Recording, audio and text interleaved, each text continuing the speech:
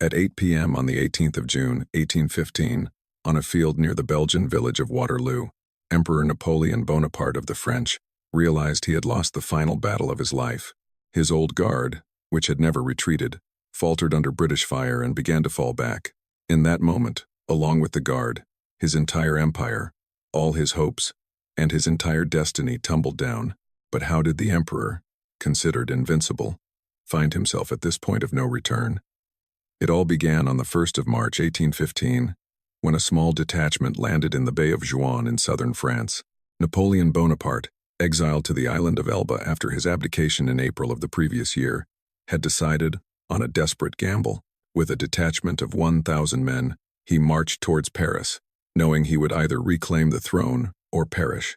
The new king, Louis XVIII, sent troops to stop the fugitive, but when the soldiers saw their former emperor, they could not fire. Napoleon marched at the front, his uniform unbuttoned, shouting, "Shoot your emperor, if you dare." The troops defected to his side by the regiments and divisions. On March 20, Napoleon triumphantly entered Paris. Louis XVIII fled to Belgium without even attempting to resist.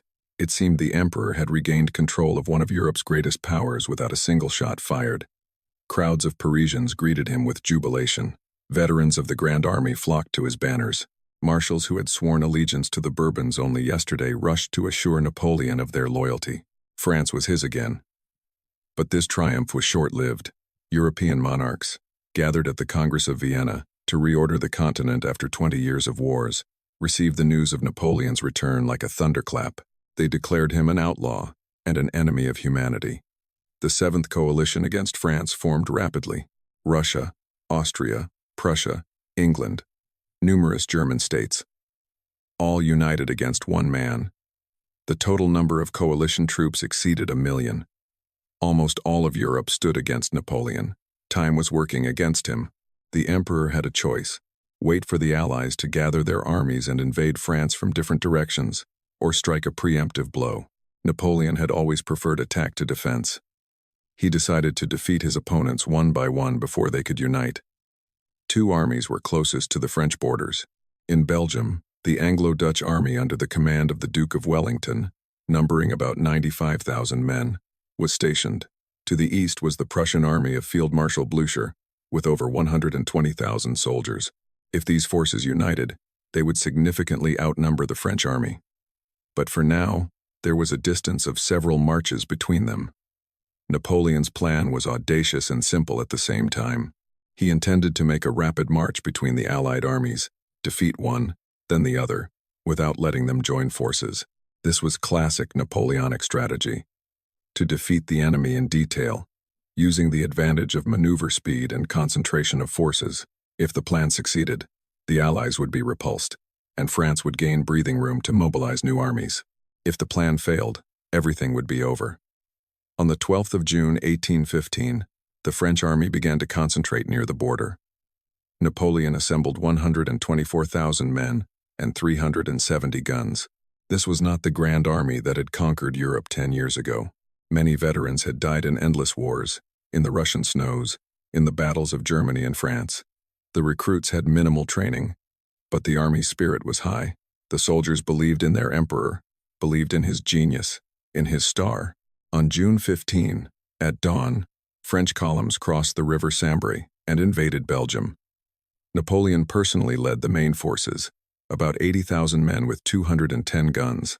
The crossing proceeded almost without resistance. The Allies were caught off guard. Napoleon achieved what he wanted: surprise.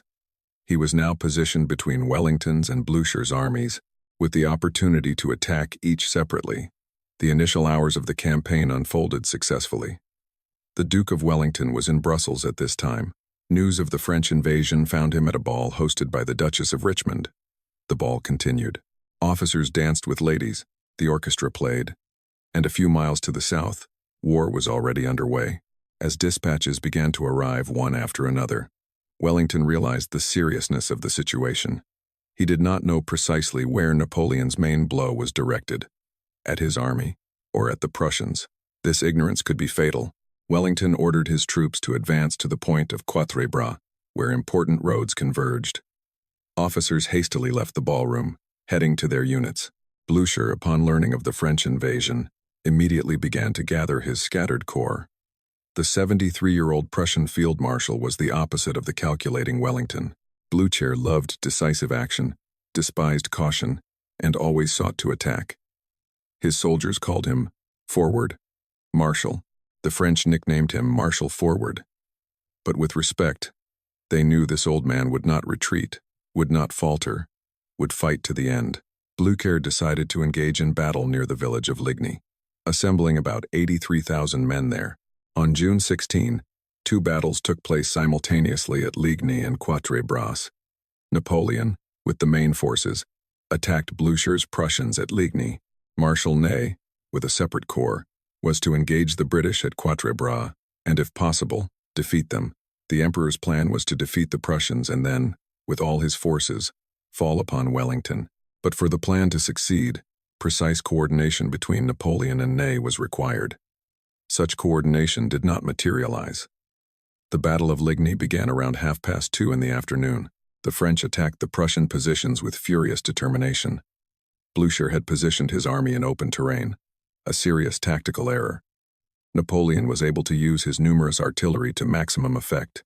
Cannons fired into the dense Prussian columns, mowing down infantry ranks, overturning cavalry. The villages of Ligny and Streatham changed hands. Houses burned, streets were littered with corpses. The air filled with gunpowder smoke and the cries of the wounded. By evening, the Prussian positions began to crumble under the onslaught of French attacks. Napoleon led the Old Guard into battle, elite units he had saved for the decisive blow. The guards in their tall bearskin hats, veterans of dozens of battles, advanced to the sound of drums. The Prussian defense could not withstand it. Blücher's troops began to retreat. The 73-year-old field marshal himself narrowly escaped death. His horse was killed, and he fell, pinned down by the dead animal. The French cavalry rode past without recognizing the commander-in-chief. Blücher was pulled out from under the horse, placed on another, and continued to direct the retreat. The Prussians lost about 12,000 killed and wounded. The French about 8,000. Napoleon had won a victory, the last victory of his life. But this victory was not complete. The Prussian army retreated, but was not defeated, not demoralized, not dispersed. Blücher managed to preserve the troops' combat effectiveness, and most importantly, he made a decision that changed the course of the campaign. Instead of retreating east to his supply bases, as Napoleon expected, Blücher led his army north. He maintained contact with Wellington. He was ready to assist the British in the next battle. This decision required courage, to detach from the supply line, to head into a new battle with an army still recovering from defeat. Meanwhile, at Quatre Bras, Marshal Ney failed to achieve his objective. Wellington managed to bring up enough forces to stop the French attacks. The battle lasted all day but yielded no decisive result. Ney attacked with his characteristic bravery but without proper tactical skill. He threw in units as they arrived, without waiting for the concentration of all forces. The British and Dutch repelled attack after attack, suffering losses but holding their ground. By evening, both sides halted, exhausted from the fighting. Ney had lost a precious day. Moreover, for reasons unknown, the corps of Count d'Erlon, numbering about 20,000 men, marched for most of the day between Ligny and Quatre Bras, without participating in any battle. Sometimes Napoleon demanded him, sometimes Ney recalled him.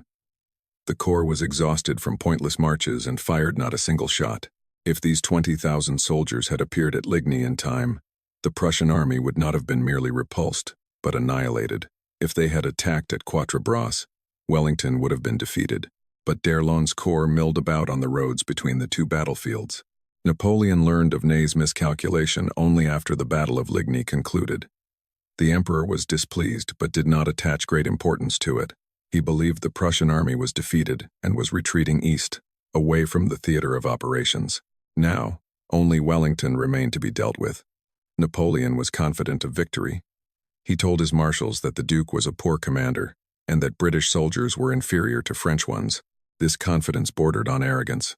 The Emperor underestimated his opponent, and that is always dangerous. On June 17, Wellington, learning of the Prussians' retreat, realized his position at Quatre Bras had become unfavorable. An open right flank, the possibility of being outflanked by the French, all this dictated a retreat. The Duke ordered his army to withdraw north to a position he had scouted near the village of Mont-Saint-Jean. There, the terrain favored defense. Gentle slopes where troops could be sheltered from artillery fire, several strong farms, good roads for a possible retreat. Wellington knew what he was doing. He sent officers to Blücher with the question, "Will the Prussians come to my aid if a major battle ignites?" Blücher promised to come. The French army began its pursuit only on the morning of June 17. Precious hours were lost. Had Napoleon attacked the British immediately after Ligny, Wellington would not have had time to organize his retreat, but the Emperor delayed, allowing his troops to rest, waiting for the situation to become clearer. He sent Marshal Grouchy with 33,000 soldiers to pursue the Prussians. Grouchy was to prevent Blücher from linking up with Wellington. Napoleon believed the Prussians were retreating east, and Grouchy headed east. This was a critical mistake. Blücher was heading north, not east. When the French vanguard caught up with the British rearguards, a cavalry battle ensued. In the pouring rain, which turned the roads into rivers of mud, French cuirassiers attacked British dragoons. Wellington personally directed the retreat, coolly assessing the situation and giving clear orders. His army withdrew in an organized manner, covering each other in turn. The French pursued, but not too persistently. Napoleon still did not understand that Wellington was ready to give battle. He believed the British would continue their retreat towards Brussels. By the evening of June 17, both armies occupied positions opposite each other. The distance between them was less than 2 kilometers. Wellington positioned his troops on the Mont-Saint-Jean hill, covering the road to Brussels. His army numbered about 68,000 men with 156 guns. Napoleon deployed the main forces further south, near the farm of La Belle Alliance, 72,000 soldiers and 243 cannons. A torrential rain began, turning the fields into swamps. The soldiers of both armies spent the night in the open, soaked to the bone, shivering from the cold, but ready for battle. The 18th of June, 1815, began overcast and damp. The rain had stopped, but the ground was sodden. Water stood in the low-lying areas. Artillery could not be moved across the fields. The wheels sank up to their hubs. Napoleon was in no hurry to begin the battle. He waited for the ground to dry slightly so the cannons could take up positions. The Emperor believed in artillery, in its destructive power. He wanted to break the British with fire and then finish them off with infantry and cavalry, but every hour of delay worked against him. Wellington used this delay to improve his defenses. He positioned most of his infantry on the reverse slope of the hill, where they could not be reached by French cannons. Only a skirmisher line was on the crest. The rest lay behind the hill, invisible to the enemy. This was a classic Wellington tactic, which he had employed in Spain. French artillery would fire at an empty slope, and the English infantry would remain safe until the moment of attack. The Duke had fortified several farms in front of his positions: Hougoumont, La Haye-Sainte, Papelotte. These stone buildings turned into strong points, capable of holding off attacks for a long time. Napoleon believed that Grouchy was keeping the Prussians at bay. In reality, Blücher had already set his army in motion, and before dawn, Prussian columns moved along the sodden roads towards Waterloo.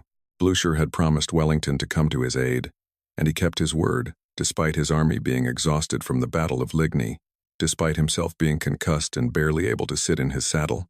The old field marshal understood that if the British were defeated, the Prussians would be destroyed next. Only together could the Allies defeat Napoleon. Around 11 a.m. the French army formed into battle order. It was an impressive sight. Ranks of infantry in blue uniforms, cavalrymen in gleaming cuirasses, artillerymen at their guns. Regimental standards fluttered in the wind. Orchestras played marches. Soldiers shouted, "Long live the Emperor!"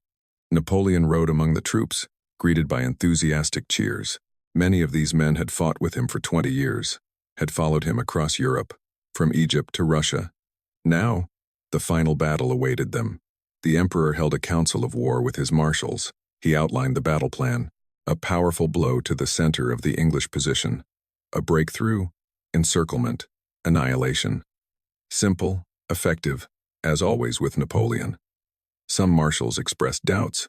They said the English infantry was very strong in defense, and frontal assaults would lead to heavy losses. But Napoleon was unyielding.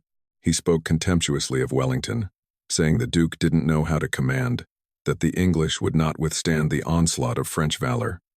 The marshals fell silent. No one dared to argue with the emperor anymore. At 11:30 in the morning, Napoleon gave the order to begin the battle. The first blow was to be an attack on the Hougoumont farm on the right flank of the English position. This was a diversionary maneuver, intended to force Wellington to transfer reserves to the right flank. Then, the main blow would strike the center. Napoleon expected everything to be over by evening, that the English army would be defeated, and he himself would be on the road to Brussels. But the battle did not go as planned. The attack on Hougoumont began at 11:30 a.m. The division of Prince Jérôme, Napoleon's younger brother, rushed towards the farm. The defenders of Hougoumont met the French with concentrated fire from behind the walls. A fierce struggle began for the stone buildings, for the gates, for every patch of land. The French set the buildings on fire. The English and Dutch repelled attack after attack. Jérôme threw in more and more units, getting carried away by the fighting, forgetting that his task was merely to distract the enemy. The battle for Hougoumont turned into a bloody slaughter, consuming French troops who were needed for the main assault. Around 1 in the afternoon, French artillery opened a massive bombardment on the English positions. 80 guns fired salvo after salvo. The ground trembled from the roar, the air filled with smoke. Cannonballs flew across the battlefield, bounced off the ground, and tore through English ranks. It seemed nothing living could withstand such fire. But Wellington had hidden his infantry behind the crest of the hill, and most of the shells passed by or exploded in the wet ground, causing no harm. When the smoke cleared, the French artillerymen saw that the English position still stood intact. They fired again, expending precious ammunition. An hour later, Napoleon ordered Count d'Erlon's I Corps to attack the center of the English line. 18,000 men advanced. They marched in dense columns. Drums beat the march. Regimental eagles and banners were carried at the front. This was might. This was power. This was a blow that should have broken any defense. But d'Erlon made a serious tactical error. His divisions marched in deep columns, 200 men wide and 24 ranks deep. Such a formation deprived them of maneuverability and prevented all riflemen from using their fire. Only the front ranks could fire. The rest simply followed. The French reached the crest of the hill, and there they were met by the English infantry. Wellington ordered his soldiers to stand. From behind the hill, ranks of red coats suddenly appeared. The English opened fire from 30 meters away, volley after volley, methodically, as if on parade. The French columns halted, trying to deploy into line to return fire, but in the close confines of battle, under continuous fire, this was impossible. The rear ranks pushed against the front ranks. The wounded fell. The formation became disordered. The English continued to fire, reloading their weapons with practiced accuracy. At a critical moment, English cavalry launched a counterattack. 2 brigades of heavy cavalry, Somerset's brigade and Ponsonby's brigade, about 2,000 horsemen, charged the French infantry. Cuirassiers on powerful horses crashed into the French columns. A massacre ensued. The French, cramped by their own formation, could not defend themselves effectively. English sabers cut left and right. The French infantry wavered, then fled. The cavalry pursued, trampling the fleeing men, taking entire battalions prisoner. But the British horsemen, intoxicated by their success, did not stop. They galloped further, attacked a French artillery battery, cut down the gun crews, and killed the horses. Officers shouted, demanding them to stop, to regroup, to return, but in the heat of battle, they were not heard. The cavalry galloped across the field, having lost all control, and then French cuirassiers and lancers, fresh reserve regiments, counterattacked. Now the English found themselves in the same position as the French infantry had been minutes earlier. Tired horses, disordered ranks. The French cavalry mowed them down like grass. Out of 2,000 riders, barely 1,000 returned. A brilliant attack turned into a catastrophe. Nevertheless, the attack of d'Erlon's corps was repulsed. The French lost about 3,000 men, including many prisoners. Time approached 3 p.m., and the English position still held. Napoleon was becoming irritated. The battle was dragging on, and then news arrived that shattered all the emperor's plans. Troops appeared in the east. At first, they thought it was Grouchy coming to their aid, but reconnaissance quickly revealed the truth. It was the Prussians. Blücher's army was entering the battlefield. Napoleon received the report and was momentarily disoriented. He had not expected the Prussians to appear. He was confident that Grouchy was keeping them far away, but now the situation changed drastically. Instead of one opponent, there were two. Instead of 70,000 enemies, over 100,000. There was no time for reflection. He had to either immediately defeat Wellington and retreat, or fight on two fronts. The Emperor made the decision to throw Count Lobau's VI Corps, about 10,000 men, against the Prussians, and to continue attacking the English with the Old Guard. He still believed in victory. Around 3 p.m., Marshal Ney, commanding the center of the French forces, saw that part of the English infantry was retreating behind the crest of the hill. In reality, this was a routine maneuver. Wellington was transferring the wounded to the rear and regrouping his units. But Ney decided the English were beginning to retreat. The Marshal, known for his impetuosity, immediately ordered his cavalry to attack. He wanted to overwhelm the enemy while they were faltering. He did not ask Napoleon for permission. He simply attacked. French cavalry surged forward. Cuirassiers in steel armor, lancers with pikes, hussars, dragoons. About 5,000 horsemen rode up the hill. The ground trembled under the hooves. This was a terrible force, capable of sweeping everything in its path. The horses galloped at full speed. The riders held their sabers ready, shouting, blowing their trumpets. It seemed nothing could stop this avalanche. But the English infantry was ready. Wellington ordered the infantry to form squares bristling with bayonets on all sides. This was a classic formation against cavalry. Horses do not charge into a bristling wall of bayonets. 20 English and Dutch squares stood on the crest of the hill, red walls from which thousands of bayonets protruded. The cavalry could not break through them, but they had to try. Ney sent his squadrons to attack again and again. The first attack broke against a square. French cuirassiers galloped up to the English squares and stopped. The horses refused to charge the bayonets. The English opened fire at close range.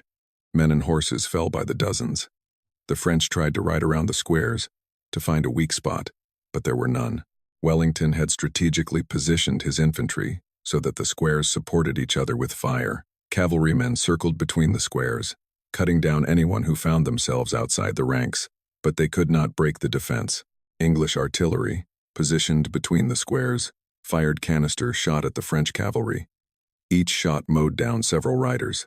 As the French approached, the artillerymen abandoned their guns and ran to adjacent squares. When the attack retreated, they returned to their guns and fired again. The French, capturing the abandoned cannons, could not take them away. The horses were killed. There were no specialized artillery crews. They tried to break the gun carriages, to jam the fuses, but there wasn't enough time. The English infantry drove them back. Ney continued to throw in more cavalry regiments. Napoleon, seeing this, did not stop the Marshal. Although he understood the futility of cavalry attacks without infantry support, the Emperor sent additional squadrons in pursuit. By 4 p.m., 10,000 French horsemen, almost all the army's cavalry, were gathered on the hill. They attacked time and again, galloped up the crest, crashed into the squares, and retreated under the fire of infantry and artillery. Attacks followed one after another, without interruption. It was hell for men and horses. The English squares stood unwavering. Soldiers fell under saber blows, under the fire of French horse artillerymen who brought light guns directly between the squares and fired point-blank. But the formation did not break. Officers walked within the squares, encouraging the soldiers, plugging gaps in the ranks. Wounded men remained in the ranks, firing and bayoneting alongside the healthy. Wellington was in the thick of the fighting, riding from one square to another, personally directing the defense. Several times, French cuirassiers nearly captured him. Once, he escaped by jumping into a square moments before a saber blow. By 5 p.m., the French cavalry was exhausted. Thousands of dead horses littered the slope of the hill. Wounded animals bolted, throwing off their riders. The ground became slippery with blood. The surviving squadrons retreated downhill. The enormous cavalry attack, which had lasted 2 hours, yielded no results. The English held. The French lost about half their cavalry. Ney, miraculously surviving after 4 horses were killed under him, was in a fury and despair. He understood that he had made a terrible mistake. While Ney was unsuccessfully attacking the center of the English position, a new battle was igniting on the right flank of the French army. Blücher's Prussian army was approaching the battlefield. The first to appear was General Bülow's 4th Corps. 30,000 soldiers. They emerged from the Parisian woods and began to deploy for attack. Count Lobau, with the VI French Corps, took up defensive positions near the village of Plancenoit. 10,000 French against 30,000 Prussians. The forces were unequal, but Lobau had to hold the enemy at all costs. The Prussians attacked around 4:00 p.m. Their artillery opened fire. Then the infantry advanced. The French fought desperately, repelling attack after attack. Plancenoit changed hands several times. Houses burned. Streets turned into traps where hand-to-hand combat took place. Lobau requested reinforcements, and Napoleon was forced to send him part of the Young Guard, 8 battalions. The emperor understood that the right flank could collapse, and then the entire army would be trapped. Blücher personally directed the attack.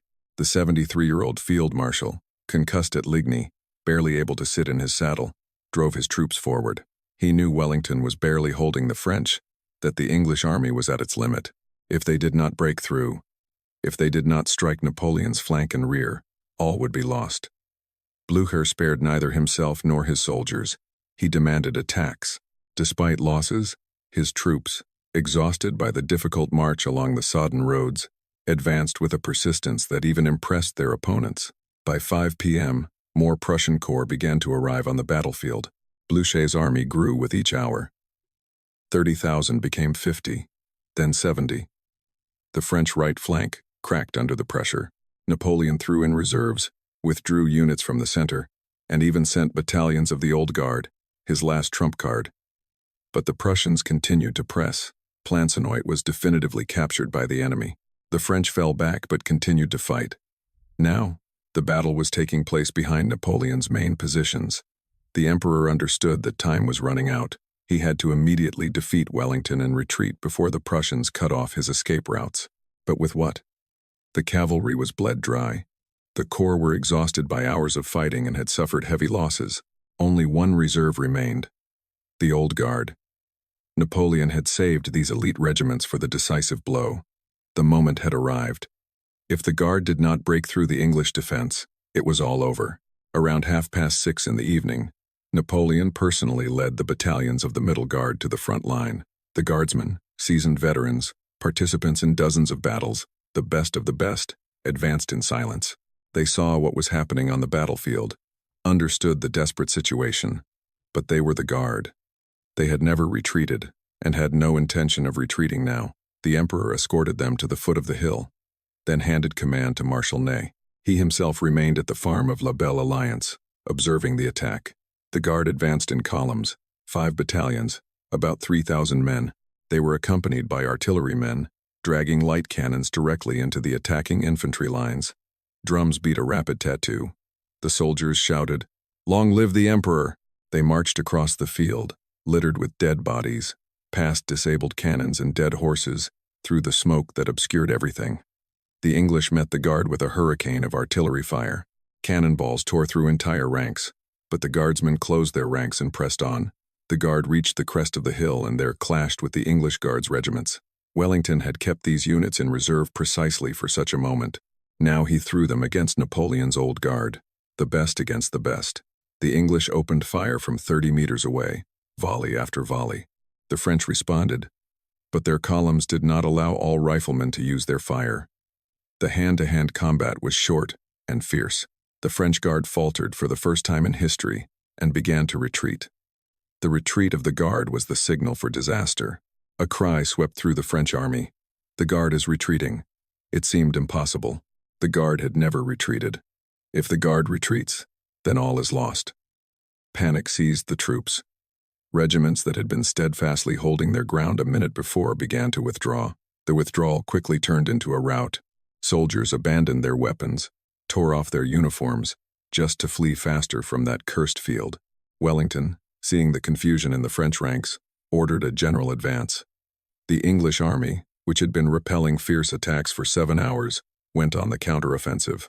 Exhausted soldiers rose from behind the hill and moved forward.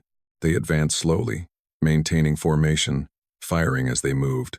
The French could not withstand it, and fled. The English cavalry, the surviving squadrons, surged in pursuit, trampling the fleeing men, taking hundreds of prisoners. More Prussian corps were approaching from the east. Blücher's army finally broke through the French right flank and began to fold Napoleon's line. The Prussians advanced with the fury of men seeking revenge for their defeat at Ligny. They took no prisoners, cut down the retreating men, and shot those who tried to surrender. The French army found itself squeezed between two forces, the English from the front and the Prussians from the flank. A massacre ensued. Napoleon tried to stop the rout. He gathered several battalions of the Old Guard and attempted to organize a rear guard to cover the army's retreat. The guardsmen formed squares and began to slowly withdraw, firing back at the pressing English and Prussians. They were surrounded and offered to surrender. The commander of one of the battalions, General Cambronne, refused. Legend has it that he said, "The guard dies but does not surrender." In reality, his words were cruder, but the meaning was the same. The guardsmen had no intention of surrendering, but even the Old Guard could not stem the tide. The squares were shot to pieces by artillery, trampled by cavalry, and cut down by infantry. Of the thousands of guardsmen, only a few escaped. The rest perished or were taken prisoner. The French army ceased to exist as an organized force. It was a mob of fleeing men, pursued by the English and Prussians. The roads were choked with supply wagons, abandoned cannons, and wounded men whom no one was picking up. One of the most terrible nights in the history of the Napoleonic Wars began. Napoleon left the battlefield around 8 p.m. He got into a carriage and drove south towards the French border. He was accompanied by a small escort. The emperor was in a state of shock. He had lost. For the first time in 20 years of military victories, he had suffered such a complete and final defeat. There was no reserve army, no time, nothing more. This was the end. The carriage sped along the night roads, passing crowds of refugees from broken regiments, wounded men crawling aimlessly. Blücher took command of the pursuit. The 73-year-old field marshal had no intention of giving the French any respite. He wanted to completely destroy Napoleon's army so that the emperor could never again gather troops. Prussian cavalry pursued the French all night. They caught up with retreating columns, dispersed them, took prisoners, and captured supply trains and artillery. By the morning of June 19, only pathetic remnants of the French army remained. Out of the 72,000 who had begun the battle, fewer than 40,000 reached the border. The rest were killed, wounded, or captured. Wellington and Blücher met on the battlefield near the farm of La Belle Alliance around 9 p.m. The two commanders, the English Duke and the Prussian Field Marshal, shook hands on the field of their victory. Around them lay thousands of dead. French, English, Prussians, Dutch.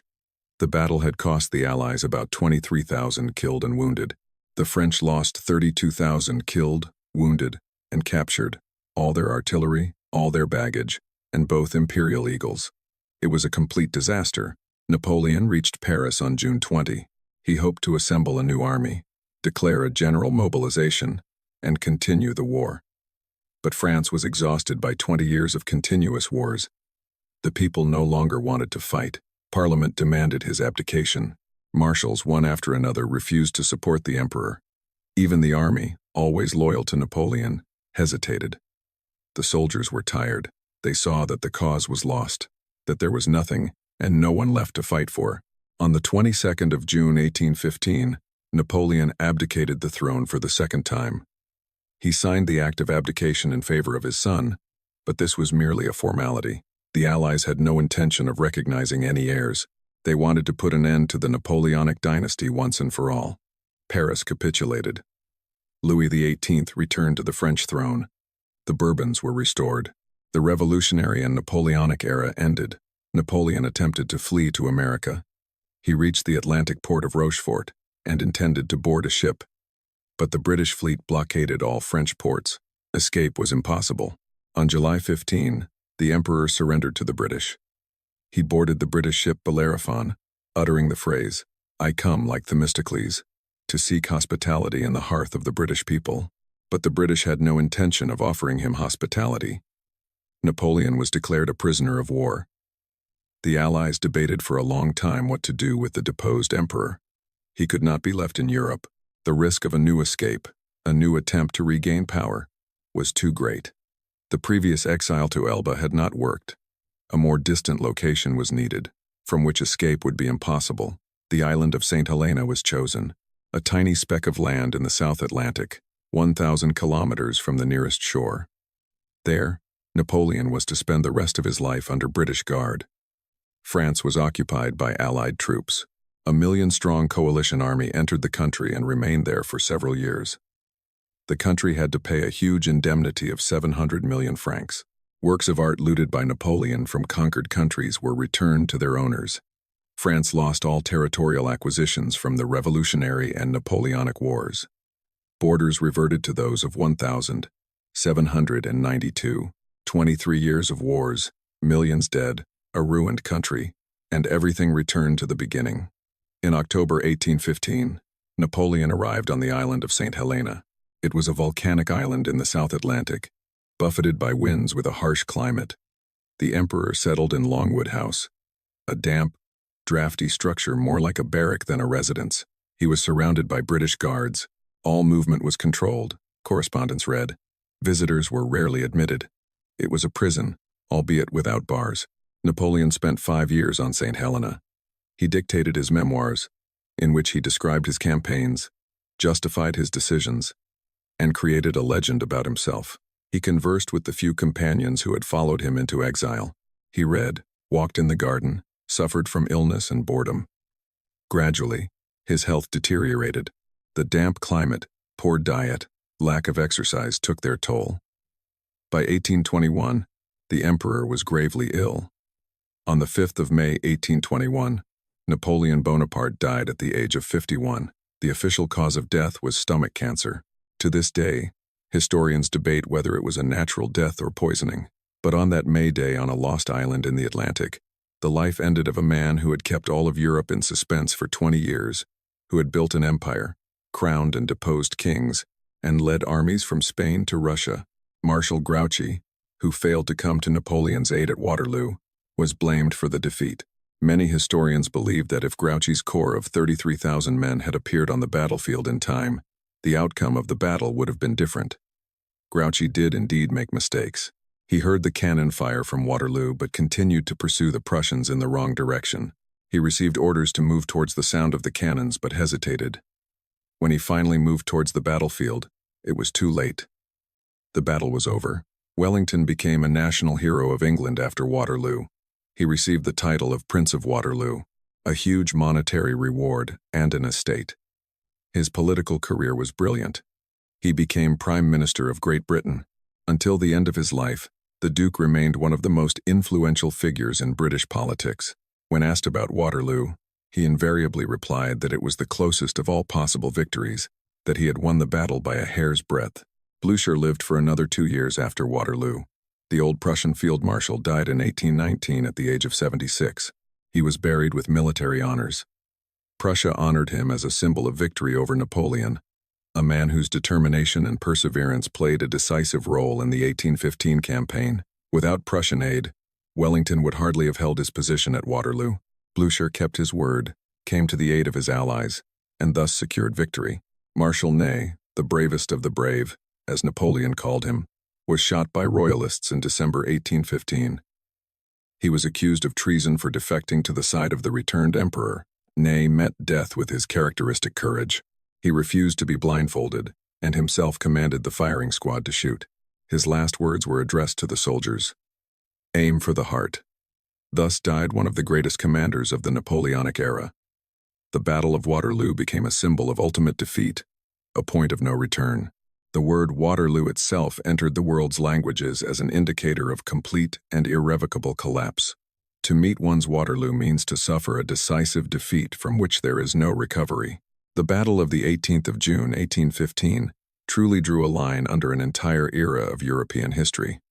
The battlefield turned into a place of pilgrimage. Within a few days of the battle, the curious began to flock there.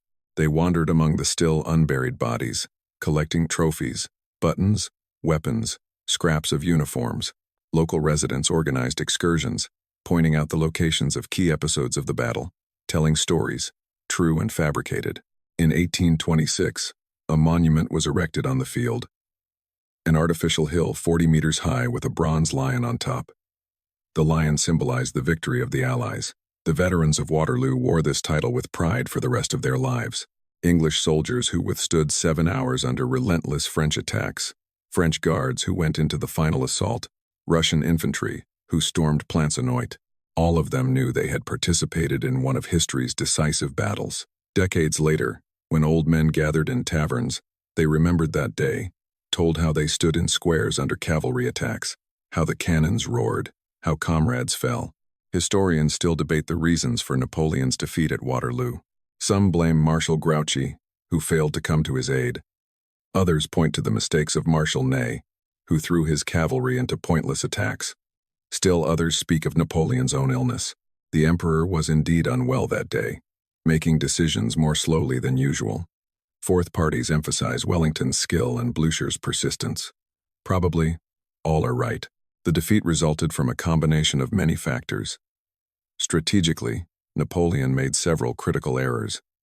He underestimated the Prussians' ability to recover quickly from their defeat at Ligny. He misjudged their direction of retreat. He started the Battle of June 18 too late, giving the Prussians time to arrive. He allowed his marshals to act unsystematically, without coordinating their attacks. He committed the Old Guard too late, when the situation had already become desperate. Each of these mistakes was small, but together they led to catastrophe. Tactically, the French army fought bravely, but ineffectively. Deep infantry columns incapable of utilizing the fire of all riflemen, cavalry attacks without infantry and artillery support, the dispersal of forces on secondary objectives like Hougoumont Farm. All these tactical blunders cost the French thousands of lives and, ultimately, victory. The English defense, on the other hand, was meticulously planned. Wellington used the terrain, sheltered his troops, created strong points, kept reserves, and coordinated the actions of different branches of the service.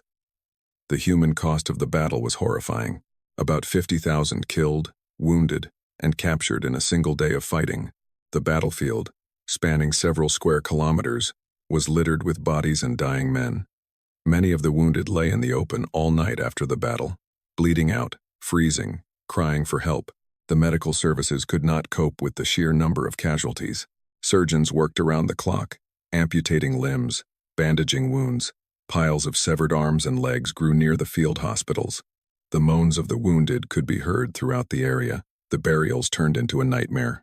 It was impossible to dig graves for tens of thousands of bodies in such a short time.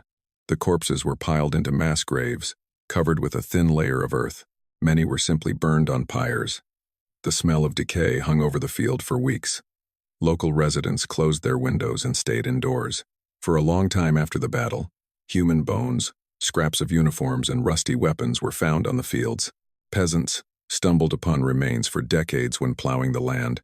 The political consequences of Waterloo were enormous. Napoleonic France had definitively fallen. The revolutionary era, which began in 1789, ended in Europe. The era of restoration dawned. Monarchies overthrown by Napoleon were restored. The Congress of Vienna created a new balance of power that, with modifications, lasted until World War I. Britain established itself as the leading world power. France was weakened and humiliated. But Napoleon's legacy did not disappear. The Civil Code, introduced by Napoleon, continued to be applied in France and other countries. Administrative reforms were retained. The ideas of equality before the law and career advancement based on merit rather than birth became firmly entrenched in the European consciousness. Napoleon destroyed the Holy Roman Empire, simplified the map of Germany, and awakened national movements in Italy, Poland, and Spain. These processes continued after his fall. The legend of Napoleon grew after his death. The memoirs written on St. Helena circulated throughout Europe. In them, the emperor appeared not as a tyrant, but as a defender of revolutionary ideals, a fighter for the freedom of peoples against reactionary monarchies. The younger generation, who did not remember the horrors of the Napoleonic Wars, saw him as a romantic hero. In France, the cult of Napoleon became part of the national identity. In 1840, his remains were solemnly transported from the island of St. Helena to Paris and buried at the Hôtel des Invalides. The Battle of Waterloo remained in history as a model of military art and military errors simultaneously. Military academies worldwide study this battle, analyzing the commander's decisions and dissecting tactical maneuvers. Wellington's defense is considered classic. Blücher's persistence, an example of Allied duty. Napoleon's mistakes, a warning against overconfidence. the bravery of soldiers from all armies, a testament to what a human being is capable of in a critical situation. 210 years after the battle, the fields of Waterloo still attract thousands of visitors annually. People climb the Lion Hill, gaze at the plain where the battle unfolded, and try to imagine what it was like. Museums preserve weapons, uniforms, and letters from battle participants. Reenactors in historical costumes recreate episodes of the battle. Historians publish new research, find new documents, and interpret events in new ways. Waterloo lives on in human memory as a symbol of an era when the fate of the world was decided on the battlefields. The 18th of June, 1815, changed the map of Europe and the course of history. On that day, 3 armies converged on the Belgian field. Nearly 200,000 men fought. The fate of the continent was being decided. As the sun began to set at 8 p.m., it was all over. The French Empire had fallen. Napoleon was defeated. Europe found a peace that would last 40 years until the Crimean War. The price of this peace was terrible. 50,000 lives, cut short in a single day on the fields near the village of Waterloo.